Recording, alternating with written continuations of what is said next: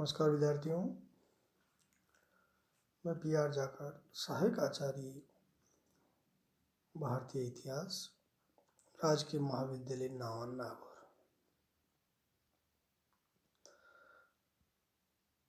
पिछले प्रकरण में हम विभिन्न प्रकार के आश्रमों के बारे में अध्ययन कर रहे थे। आश्रम 4 होते हैं, आपको कई बार बता चुके हैं। ब्रह्मचर्य, गृहस्थ, वानप्रस्थ और संन्यास। इनमें से हम 3 आश्रमों का अध्ययन कर चुके हैं। प्रत्येक आश्रम का समय है वो 25 वर्ष निर्धारित था। जन्म से लेकर 25 वर्ष तक ब्रह्मचर्य आश्रम,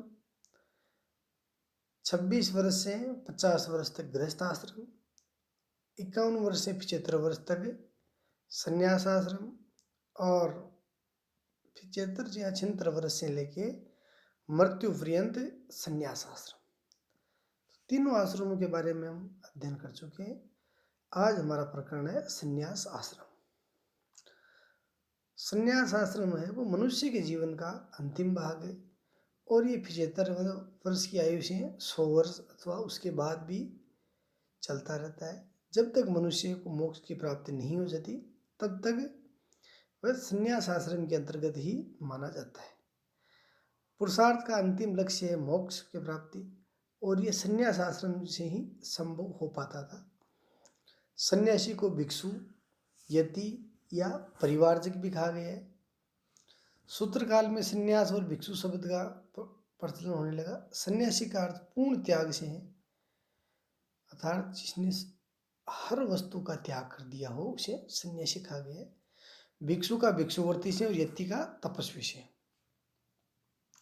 महर्षि मनु के अनुसार अपनी वय के तीसरे भाग को वानप्रस्थ में बिताकर परिवारजक बनना चाहिए और मोक्ष की प्राप्ति के लिए संन्यास आश्रम की आवश्यकता थी।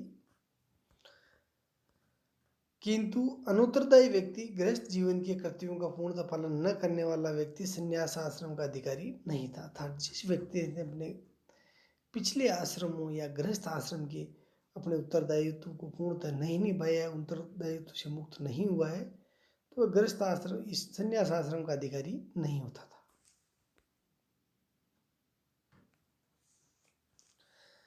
अब हम देखते हैं सन्यासी का जीवन।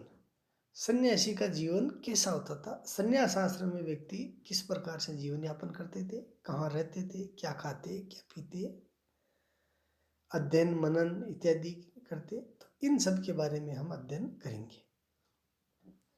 संन्यास आश्रम का हम पढ़ चुके हैं कि मूल उद्देश्य था मोक्ष की प्राप्ति, अर्थात यदि मोक्ष प्राप्त हो जाए तो सांसारिक आवागमन के चक्कर से उसको हमेशा हमेशा के लिए मुक्ति मिल जाया करती थी।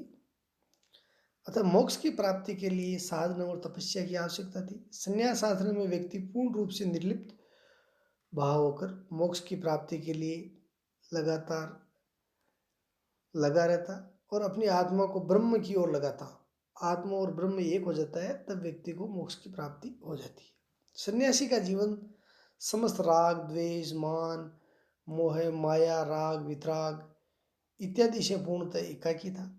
संग्रह करने पर उससे प्रतिबंध था, अर्थात किसी भी प्रकार की वस्तु का संग्रह नहीं किया करता था। वेद के अलावा अन्य कर्मों के प्रति वह विरक्त था।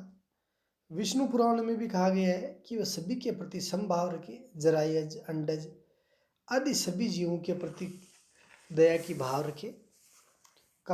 इसके अलावा काम, क्रोध, लोभ, मोह, माया इत्यादि समस्त दुर्गुणों को त्याग दे। महाभारत के अनुसार सन्यासी अग्नि, धन, पत्नी, संतान के प्रति हमेशा अनासक्त रहे। वस्त्र, आसन, शैया आदि सुख के साधनों का त्याग करे और इधर उधर निरंतर घूमता रहे। सन्यासी है वो कांचन और पाषाण, शत्रु और मित्र इत्यादि में कोई भेद नहीं करता था, अर्थात सभी में समान रूप से समान दृष्टि रखा करता था। मनु ने उसके लिए निरपेक्ष और एकाकी जीवन व्यक्त करने का निर्देश दिया है। शास्त्रकारों की मान्यता थी कि सांसारिक वस्तुओं से अनासक्त होने पर ही ज्ञान की प्राप्ति हो सकती है। यदि मनुष्य सांसारिक वस्तु में आसक्त रहे तो उसे ज्ञान की प्राप्ति नहीं हो सकती। ज्ञान की प्राप्ति के लिए उसे सांसारिक मान, माया, लोभ, घर परिवार आदि से अनासक्त होने की आवश्यकता थी।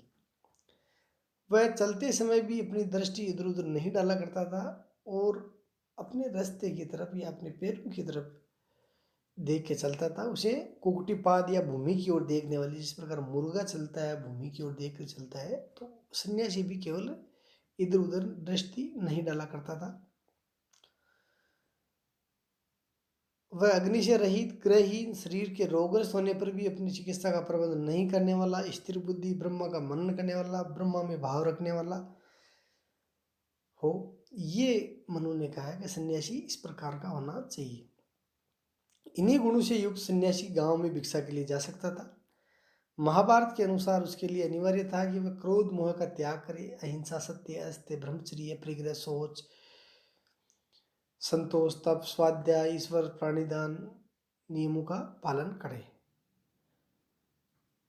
अर्थशास्त्र के रचयिता महर्षि कौटिल्य के अनुसार इंद्रिय निग्रह के साथ उसका जितेंद्रिय होना भी आवश्यक है।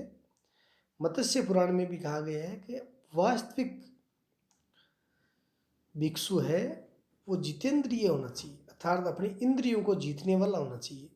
महर्षि मनु ने भी कहा है कि सन्यासी के लिए इंद्रियों पर नियंत्रण रखना आवश्यक है, अतः वह विषयों की ओर आकर्षित होती हुई इंद्रियों को अल्प भोजन और एकांतवास से रोके।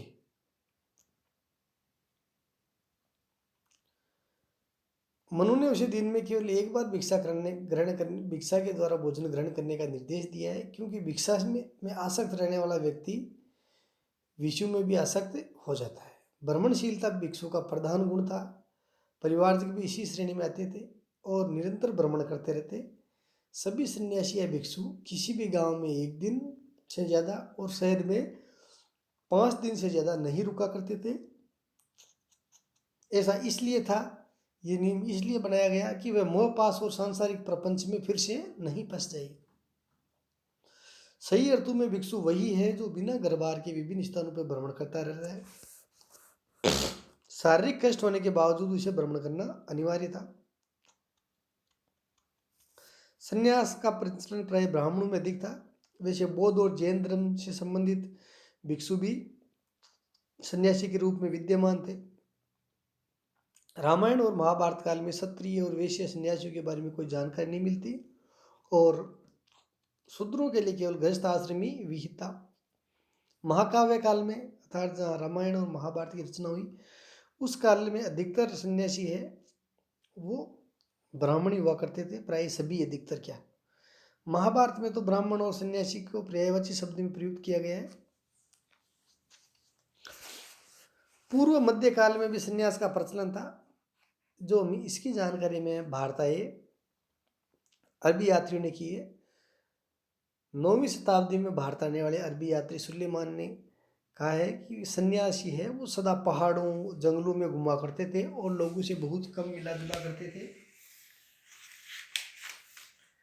जब उन्हें भूख लगती तब वे लोग जंगल के कंद मूल, फल फूल खाके इत्यादि से अपनी भूख शांत कर लिया करते थे। कुछ लोग पूर्णतः नग्न रहा करते थे। हाँ, कुछ ऐसा है कि चीते की खाल है या मृग छाल है वो धारण कर लिया करते थे। सुलेमान एक उदाहरण देते हैं कि मैंने एक यात्री को धूप में बैठे हुए देखा और 16 वर्ष बाद भी मैं उसी मार्ग से पुनः गया तो फिर वहाँ उस व्यक्ति को उसी जगह उसी स्थिति में धूप में बैठे हुए देखा तो उसे आश्चर्य होगा कि धूप की गर्मी से उसकी आंखें क्यों न बह गई। अर्थात इतने दिन धूप में बैठा रहा, सर्दी गर्मी बारिश में उसी अवस्था में बैठा रहा। एक दूसरा अरबी यात्री है जो 11वीं शताब्दी में महमूद गजनवी के साथ भारत आया था, अलबरूनी। उसने तहकीकात हिंद में लिखा है कि मानव जीवन का चौथा काल है वो अंत तक चलता है और मनुष्य उस काल में या सन्यासी जीवन में लाल वस्त्र और हाथ में एक दंड धारण करता था, सदैव ध्यानस्थ रहता था, अपने मस्तिष्क को शत्रुता और मित्रता से काम क्रोध लालसा से रहित रखा करता था। वह किसी स्वर्गीय पुरस्कार की प्राप्ति के निमित्त जब वह विशेष गुण युक्त स्थानों का भ्रमण करता तब वह मार्ग कि गांव में 1 दिन से अधिक और नगर में 5 दिन से अधिक नहीं ठहरता था। ये हम पहले ही पढ़ चुके हैं। क्योंकि उसको उसे मुक्ति मार्ग की चिंता थी और उसे संसार में वापस नहीं लौटना था, और उस मोक्ष मार्ग की प्राप्ति के लिए इससे बढ़ के कोई दूसरा उपाय नहीं था। इस प्रकार हम देखते हैं कि सन्यासी का जीवन है वो अत्यंत कठोर तपस्या और साधना युक्त हुआ करता था। वह सभी प्रवृत्तियों से प्राय उदासीन होकर निवृत्ति मार्ग का अनुगमन करता था। वह ज्ञान और परम पद प्राप्ति के लिए संयम पूर्वक संलग्न रहता, समाज से पूर्णतः अलग होकर अपने दृढ़ अनुशासन, संयम, तपस्या, निवृत्ति, अहिंसा, राग, वितराग इत्यादि इत्यादि से दूर होकर समाज को सही मार्गदर्शन निर्देशित करता था। इस प्रकार से सन्यासी का जीवन था और अंत में उसको मोक्ष की प्राप्ति हुआ करती थी। तो इस प्रकार से हमने ये चारों आश्रमों का कर्मानुसार अध्ययन किया है। ब्रह्मचर्य आश्रम, गृहस्थ आश्रम, वानप्रस्थ और संन्यास आश्रम। आज का प्रकरण हमारा इतना ही है। धन्यवाद बच्चों।